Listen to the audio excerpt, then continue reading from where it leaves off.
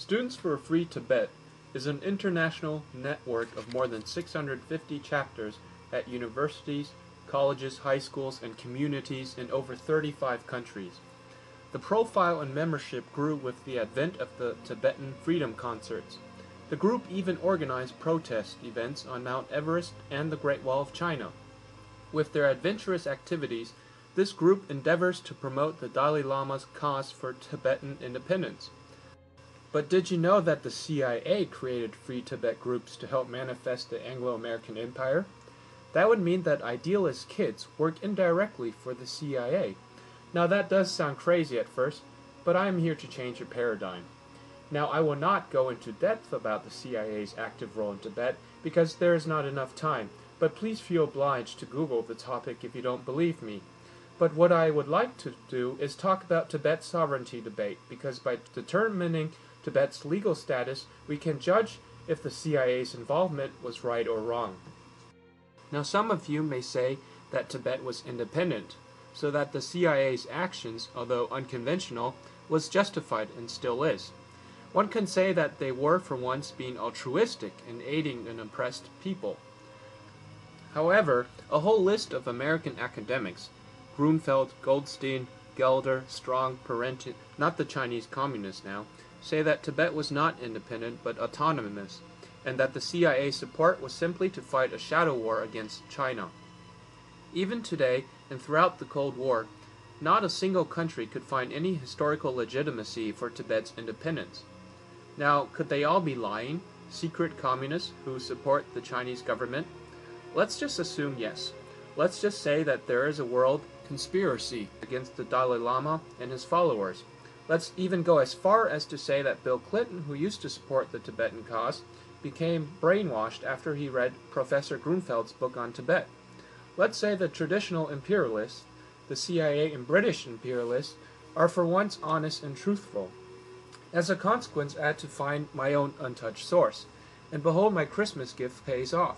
In a 1903 National Geographic article on Tibet, it not only describes Tibet's feudal theocratic society, but also explains that Tibet was autonomous, not independent.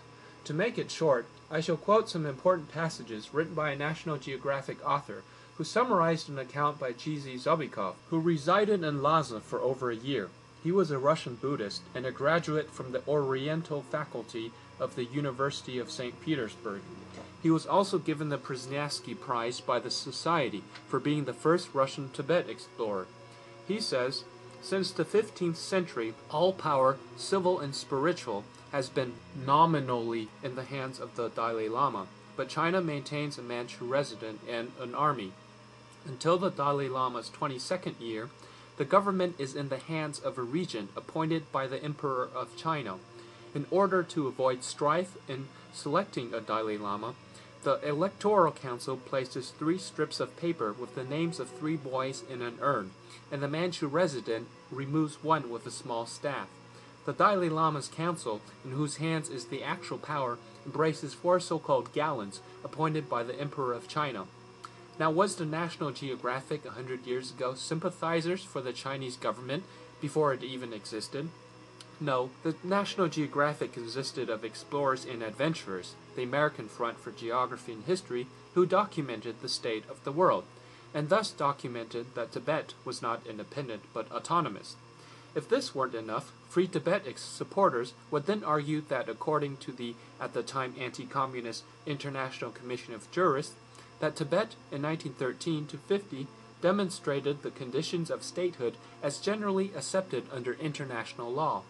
However, in the opinion of the Chinese government, this condition does not represent Tibet's complete independence, as many other parts of China also enjoyed de facto independence when the Chinese nation was torn by warlordism, Japanese invasion, and civil war. China insists that during this period, the ROC government continued to maintain sovereignty over Tibet. The Provisional Constitution of the Republic of China in 1912 stipulated that Tibet was a province of the Republic of China. Stipulations concerning Tibet in the Constitution of the Republic of China, promulgated later, all stress that Tibet is an inseparable part of Chinese territory, and the government of China exercises sovereignty in Tibet. In 1927, the commission in charge of Mongolian and Tibetan affairs of the Chinese government consisted of members of great influence in the Mongolian and Tibetan areas, such as the 9th Panchen Lama, the 13th Dalai Lama, and other Tibetan government representatives. The 9th Panchen Lama, who ruled over one-third of Tibet, accepted an honorific title and a high government position from China. The 13th Dalai Lama was bestowed more honors, and Tibetans were sent as congressmen to the central government. Throughout the Kuomintang years, no country in the world gave Tibet diplomatic recognition. Delegates from Tibetan areas attended the drafting committee for a new constitution of the Republic of China in 1925, the National Assembly of the Republic of China in 1931, the Fourth National Congress of the Kuomintang in 1931, and a National Assembly for drafting a new Chinese constitution in 1946. A trade mission sent by the Tibetan government attended another National Assembly for drafting a new Chinese constitution in 1948. Thus, in conclusion, Tibet was not annexed or occupied, but reunified, suggesting that due to imperialist and civil wars, China was fragmented and run by individual warlords. Tibet did, however, exercise self-governance at the time of this fragmented China, but never successfully declared independence despite pro-independence forces inside Tibet, thus was never recognized by any other independent country, and was therefore not independent anywhere in the real world except for in the hearts of a few. So what was the CIA's business in Tibet? Well, they had no justifiable business in Tibet. As a result, the National Endowment for Democracy was set up in the early 1980s under President Reagan in the wake of all the negative revelations about the CIA in the second half of the 1970s. The idea was that the NED would do somewhat overtly what the CIA had been doing covertly for decades, and thus hopefully eliminated the stigma associated with CIA covert activities.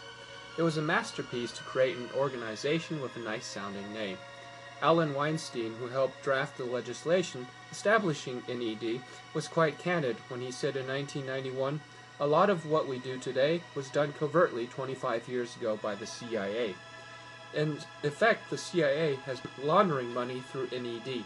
So this great NED is nothing else than the CIA.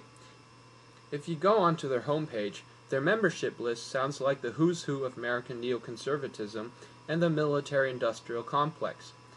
There I also found the Senior Program Officer for Asia, meaning China, John Kenneth Knaus, one of the first CIA agents in Tibet.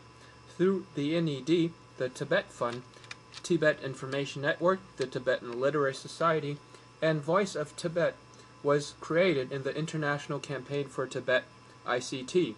In return, the Students for Free Tibet was created in August of 1994 as a project of the U.S. Tibet Committee and the International Campaign for Tibet, ICT, the NED-CIA creation.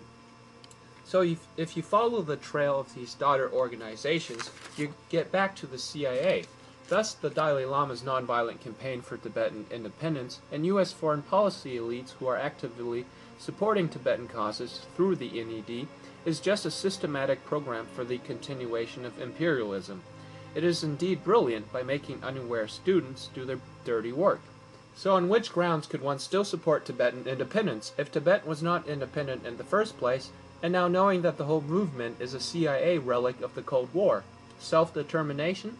But then according to the United Nations, any attempt aimed at the partial or total disruption of the national unity and the territorial integrity of a country is incompatible with the purposes and principles of the Charter of the United Nations. What is true is that there is an abundance of Chinese military control and paranoia, which leads to the opposite of the declared harmonious society. But can they be blamed if CIA-backed bombings have occurred as late as 1996, and the secret CIA NED movement is still continuing today? One also must note that the Dalai Lama and his oligarchy does not represent the bulk of the Tibetan people who have been freed from the slave society. Is it therefore reasonable to call the brutal uprising by the previously privileged class a fight for freedom, when most Tibetans have no interest in the return of a theocratic oligarchy? This distortion of truth is only possible through the political manipulation of our Western media.